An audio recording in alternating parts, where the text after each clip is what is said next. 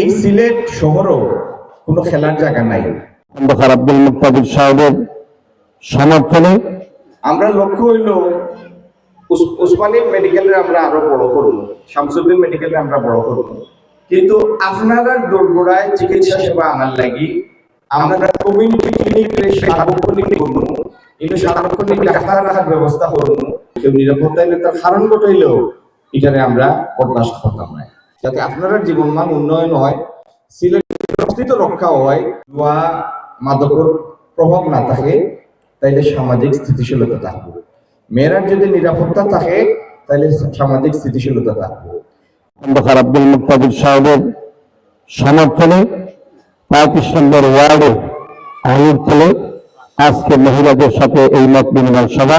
সুরমার বাঙ্গনের আত্মাকে সিলেটের বাঁচানোর লাগি ইনশাল্লাহ আমরা স্থায়ী ব্যবস্থা করুন, তাতে সিলেটের নদী তীরবর্তী অঞ্চলের মানুষের স্থায়িত্ব থাকবো, স্থিতিশীলতা থাকবে।